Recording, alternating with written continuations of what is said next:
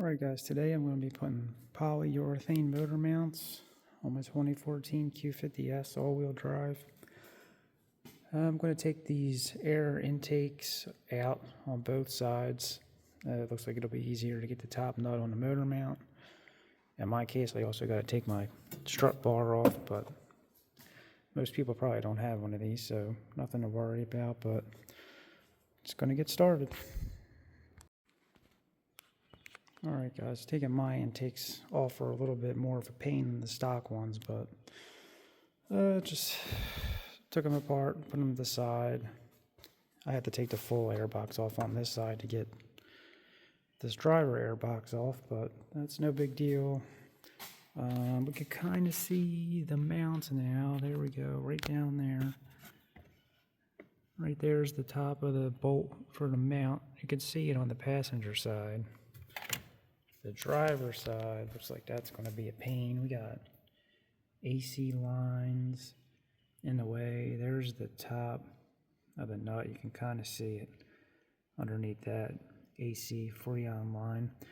I'm going to spray them up with some lubricant first, and then I'm going to attempt to break them free. So we'll see how that goes, and I'll let you guys know how I did.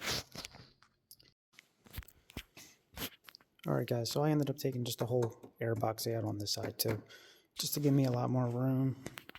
So when you're taking this nut out, it's a 14 millimeter. I used 1/2-inch extensions on a swivel and then a 14 millimeter, but if you have a 14 millimeter 1/2-inch socket that's actually a swivel socket, that'd be a lot easier. When you're doing this, you want to make sure that you watch this alternator wire. Just make sure you're not ripping it or anything, and make sure that was kind of out of my way.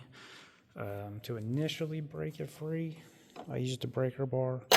Now I'm just using my ratchet to take the rest of it off, and this is the passenger side. So we'll see how more difficult the driver side is. Okay guys, driver side is a pain, big time. So I couldn't get my 1/2-inch extension down in there. I had to use a 3/8 extension.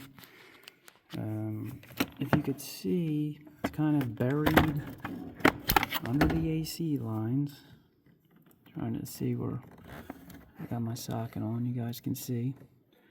I sprayed that down good before I cracked it free.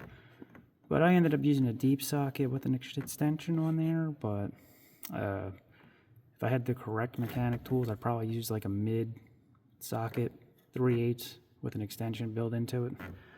I had to put a pipe over my ratchet to get it broken free, but I was able to get it broken free, so I'm going to take that nut off and then start going underneath the car and seeing how difficult it's going to be to do the rest of the stuff that needs to be done to get these mounts out.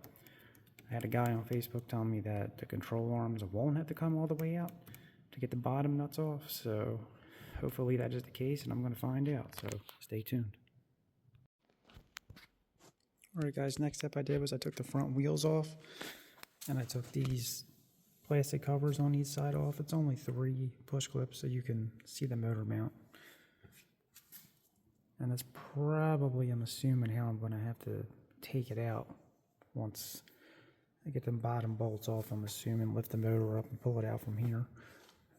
Just so you can see, this was the cover on this side. And then this is the driver's side. It's just showing you guys the passenger side. Same thing, cover off, just 3 push clips. Alright guys, so I took the bottom shield off under here. For right now, I'm letting the sway bar hang down.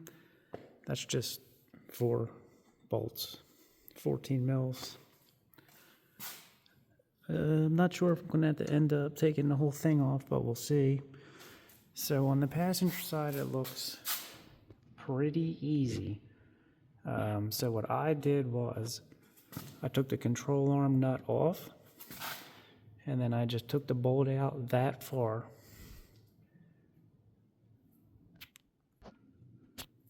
And both the bolt and the nuts are 19 mil.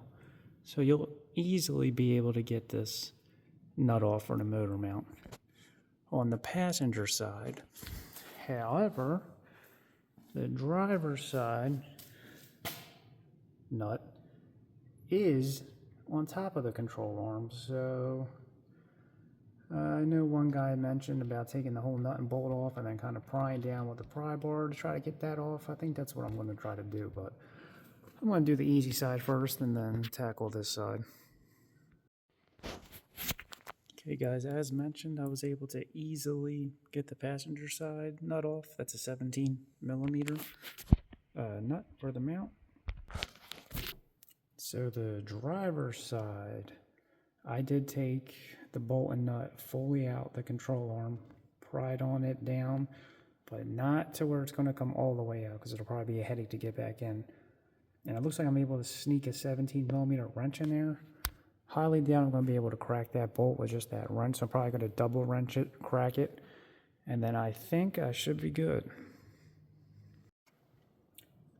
Alright guys, so that worked. I was able to get that nut out of there, cracked it free with a double wrench, and then I got a 17 millimeter ratchet wrench that I put in there and got the rest of it off. So now I'm just going to lower the car on the lift onto my jack with a piece of wood underneath the oil pan, jack this motor up and get these mounts out and install the new ones. Unfortunately, I wish I had a jack for the lift, but just got this lift in my garage not too long ago, so I still need to get some tools. I don't do this full time, it's just a hobby. So I'll show you guys how to get the mounts out after I jack the motor up on my jack. Alright guys, so I was able to successfully get the motor mounts out on both sides.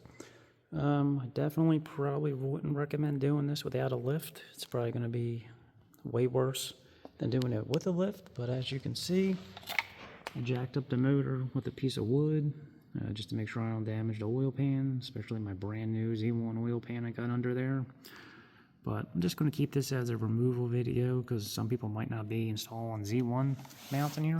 Might just be replacing broken motor mounts, whatever. But trying to get them out of this hole, I probably wrestled with them for 10 minutes a piece on each side. It kind of seems like it's impossible for them to slip out, but they will eventually slip out. So just keep that in mind if you're getting frustrated, or if you watch this before you do it, just a tip. I probably would recommend the Z1, either polyurethane or solid, because they're a lot smaller and they'll slip right in without having to fight them back in. So yeah, this job's really not that bad. So I hope this was informative and hope this helps you guys out.